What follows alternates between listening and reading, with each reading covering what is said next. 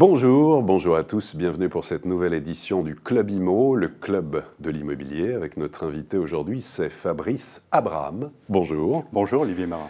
Vous êtes le directeur général du réseau Guy Hockey, l'un des leaders de la franchise immobilière en France, et vous fêtez cette année vos 20 ans d'existence. On va aborder évidemment avec vous l'actualité du marché, mais tout d'abord vous sortez une enquête cette semaine très intéressante sur la perception des jeunes vis-à-vis de l'immobilier à la fois aujourd'hui et demain. Alors, est-ce qu'avoir 20 ans aujourd'hui, c'est difficile pour accéder au logement? En tout cas, c'est plus compliqué que les générations précédentes. Oui, vous l'avez dit, le réseau Guy Hockey l'immobilier fête ses 20 ans en 2014. Et là où nous aurions pu, pour célébrer notre anniversaire, faire une rétrospective des 20 dernières années de l'immobilier, nous avons choisi de nous projeter dans l'avenir des 20 prochaines.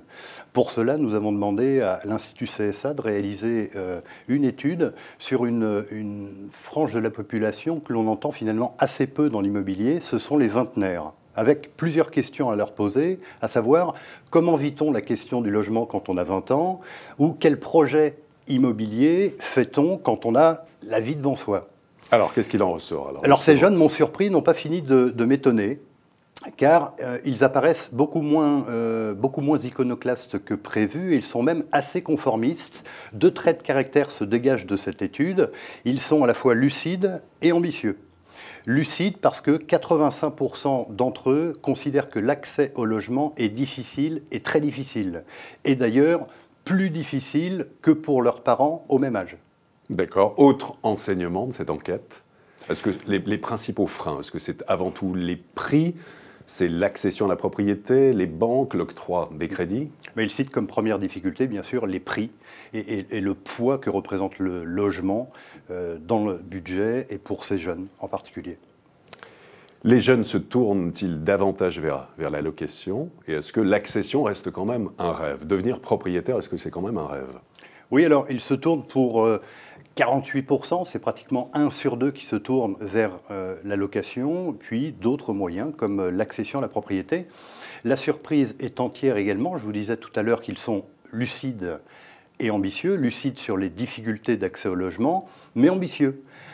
Une des surprises, c'est la plus forte aspiration de ces jeunes n'est pas de fonder une famille, on pouvait s'y attendre quand on a 20 ans, n'est pas non plus de voyager, certes, ces aspirations existent, mais la première qui est citée par ces jeunes, c'est d'être propriétaire de son logement, et ils disent même être propriétaire avant 30 ans. J'ai envie de vous dire, certains pensent qu'on a raté sa vie si on n'a pas une Rolex à son poignet à 50 ans. Eh bien, les jeunes nous disent, j'estimerais avoir raté ma vie si je ne suis pas propriétaire et si je ne le suis pas à 30 ans.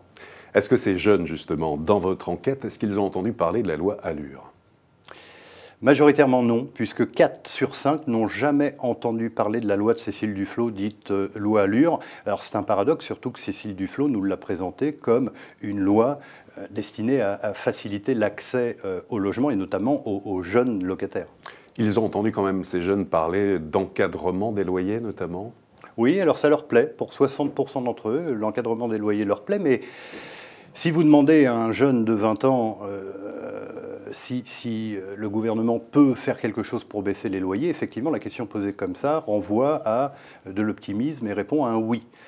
Mais l'encadrement des loyers, on sait bien que c'est une mesure qui ira sur le terrain à l'encontre de leurs attentes, en stigmatisant une partie de la population, je pense aux bailleurs privés, qui quittent ce marché, qui assèchent le parc locatif privé, donc ce qui pourrait bien rendre moins de biens à la location disponibles pour ces locataires et pour ces jeunes. Et pour vous, alors, est-ce que cette loi Allure va dans le bon sens? Est-ce qu'elle équilibre les rapports locatifs? Faut-il revoir l'encadrement des loyers? Y a-t-il différentes choses à revoir? On attend des publications de décrets très importantes. Qu'en pensez-vous? Cette loi Allure est très vaste, puisqu'elle renvoie au métier de syndic, au rapport entre les propriétaires et les locataires, à l'exercice du métier d'agent immobilier et d'administrateur de biens, de l'urbanisme, donc c'est une loi effectivement assez copieuse. La plupart des décrets restent à écrire sur les modalités d'application de cette loi. Ce que je peux dire, c'est qu'il y a du bon et du moins bon. D'ailleurs, la profession ne peut que se satisfaire de voir adopter des mesures que nous réclamons depuis longtemps, très longtemps. Je pense à l'encadrement de la profession.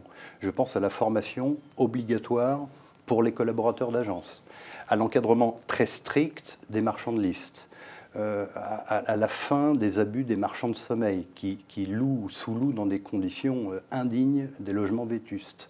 Donc il y a du bon dans cette loi et du moins bon. Alors, le moins bon? L'encadrement des loyers. On sait que cette mesure, dans le meilleur des cas, ne servira à rien puisque l'augmentation des loyers sur les dernières années en France reste inférieure à l'inflation. En revanche, nous en mesurons chaque jour les conséquences sur le terrain puisque, et je vous le disais tout à l'heure, les investisseurs privés quittent le marché et assèchent le parc locatif privé. D'autres choses également, mis à part l'encadrement des loyers, sur les honoraires de location notamment. Là aussi, il reste beaucoup à écrire, puisque les honoraires de location sont revus à la baisse pour la partie du locataire, il reste inchangé pour la partie du bailleur, mais là aussi, il nous faut connaître le montant de ce plafonnement qui sera facturé au locataire. Je pense également à la GUL, la garantie universelle des loyers, dont on a beaucoup parlé, dont on sait maintenant qu'elle n'est plus universelle, pas plus universelle qu'obligatoire. Elle atterrira en 2016. Là aussi, il y a beaucoup de travail à faire pour la rendre applicable sur le terrain. Sur l'aspect du marché de l'immobilier, qu'est-ce que vous observez chez Guy Oquer en ce début d'année, en tout cas pour le premier trimestre? Est-ce qu'il y a une reprise ou pas du tout? Ce que je peux vous dire pour répondre à votre question, c'est que tous les experts qui, de leur voix imprécatrice, nous prédisent un éclatement de la bulle, seront en 2014 déçus, ils le seront peut-être encore en 2015, parce qu'il n'y a en France pas plus de bulle que d'éclatement. Nous avons connu un pic haussier des prix en 2011. Depuis, le marché corrige ses excès. L'immobilier voit ses prix atterrir en douceur. Et 2014, le marché est stable, tant dans les volumes que dans les prix. Et ça, c'est plutôt une bonne nouvelle. C'est-à-dire, en fait, vous estimez qu'il y aura une stabilisation des prix, notamment dans l'ancien, pas d'effondrement de prix à l'horizon? Non du tout, une légère baisse dans le prolongement de ce que nous constatons depuis 3 ans. Dans un marché qui est quand même complexe, où il y a plusieurs marchés, on a besoin de repères, avec des prix qui se stabilisent, on va dire en gros, des taux d'intérêt qui sont très bas et très intéressants. Est-ce que, bon, c'est la question traditionnelle, mais est-ce que c'est vraiment le moment d'acheter? C'est le moment d'acheter. Quand on parle de tendance sur le marché de l'immobilier dans l'ancien en France, vous avez raison de le souligner, on parle finalement d'une mosaïque de marchés et de régions extrêmement différentes où les prix peuvent baisser à des endroits, augmenter à d'autres. Mais sur la plupart des villes françaises, des grandes villes françaises, puisque la demande reste supérieure à l'offre, bien sûr que les prix ne vont pas baisser de façon substantielle. Donc c'est le moment d'acheter, d'autant que les taux sont à un niveau historiquement bas. Fabrice Abraham, merci beaucoup. C'est moi qui vous remercie. Et à très bientôt pour une prochaine édition du Club Imo, Explore Imo, Le Figaro.